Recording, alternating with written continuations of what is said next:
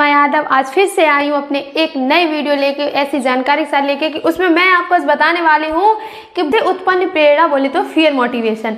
इससे पता चलेगा हमें क्या डर की वजह से जो हमारे अंदर जो प्रेरणा उत्पन्न होती है उसके क्या फ़ायदे हैं। तो उसके लिए एक छोटी सी स्टोरी मैं आपको बताना चाहूँगी।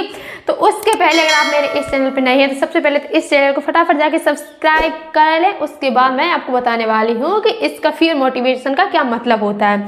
तो चलिए दोस्तों, मैं करती हूँ स्टार्ट आपका ज़्यादा समय ना लेते हुए कि एक कंपनी एक बार एक पेंशन योजना लागू करना चाह रही थी। तो उसको लागू करने के लिए ज़रूरी था कि उसमें सारे कर्मचारी हैं वो उसको मंजूरी दें, वो उस पेपर पर साइन करें। तो उसके लिए उसमें सारे जो कर्मचारी थे उन्होंने तो सारे लोगों ने उस पर सिग्नेचर कर दिए, लेकिन जो एक जॉन नाम का लड़का था उसने उस पर सिग्नेचर करने से मना कर दिया। उसने उस पर मंजूरी देने से मना कर दिया। उसके बाद उसके जो साथी कर्मचारी थे उन्होंने भी उसे जॉन नाम के लड़के को बहुत ज़्यादा मनाने की कोशिश की, लेकिन जॉन ने फिर भी नहीं माना। जॉन फिर भी नहीं माना क्योंकि उससे किसी ने इस योजना के बारे में नहीं बताया था और ये योजना काफ़ी अच्छी थी, लोगों के लिए काफ़ी फ़ायदेमंद भी थी। लेकिन जॉन ये बात समझ नहीं पा रहा था, तो उससे दस्तखत करने से मना कर दिया। उसके बाद जो उसका जो हेड था दोस्तों, फिर कंपनी के मालिक ने जॉन को अपने ऑफिस में बुलाया, अपने दफ्तर में बुलाया, बोला जॉन ये तो पेपर रखे और ये पेन रखी है, आप इसमें सिग्नेचर कर दो वरना आप यहाँ से निकाल दिए जाओगे। तो दोस्तों जॉन ने अपने मालिक से कुछ सवाल जवाब ना करते हुए उसने चुपचाप उस पेपर पर साइन कर दिए। फिर जॉन का जो मालिक था उसने पूछा कि आपके जब साथी कर्मचारी सारे लोगों ने आपको बताया तो आपने इस पर सिग्नेचर क्यों नहीं किए, क्यों नहीं इस पर दस्तखत किए?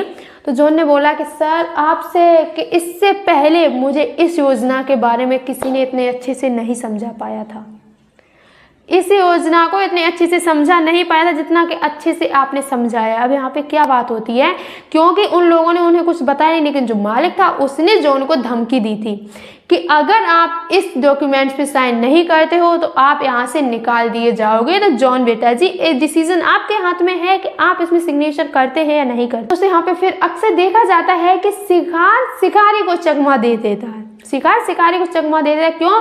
क्योंकि जो शिकारी होता है वो अपनी जान बचाने के लिए दौड़ रहा होता है और जो शिकार होता है वो अपना खाना जुटाने के लिए दौड़ रहा होता है।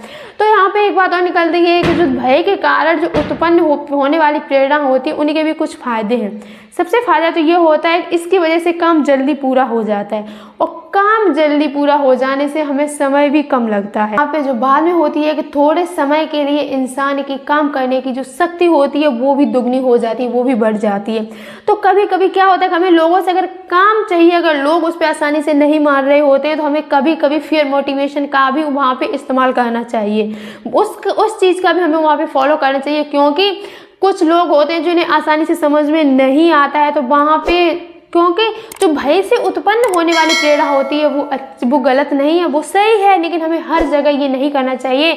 हमें हर जगह इस तरीके का इस्तेमाल नहीं करना चाहिए फियर मोटिवेशन का। हाँ, जहाँ ज़रूरत होती है हमें वहाँ पे हमें ज़रूर करना चाहिए, क्योंकि लोगों के लिए वो फ़ायदेमंद भी होती है। वहाँ पे अगर जॉन वहाँ पे सिग्नेचर नहीं करता, अगर उसका मालिक उसको ये धमकी नहीं देता, वहाँ पे इम्पोर्टेंट था, क्योंकि ये कहावत भी है कि 1000 लोगों की जान बचाने के लिए अगर एक झूठ बोलना पड़ जाए तो वो गलत नहीं होता है। तो ऐसा ही यहाँ पे है, अगर हमारा काम जरूरी है, हमारे लिए जो काम हमारा जरूरी है और लोगों के लिए जरूरी है, फायदेमंद है, अगर वो कोई इंसान नहीं समझता है तो उसके लिए तरीका यही है हम उसके लिए फियर मोटिवेशन का फॉलो करें, फियर मोटिवेशन का इस्तेमाल करें, जिसकी वजह से उस व्यक्ति का जो हमारा काम, हमारा भी समय वेस्ट, हमारा भी टाइम वेस्ट नहीं हो, हमारा भी काम हो जाए अच्छे से, लोगों का भी फायदा हो।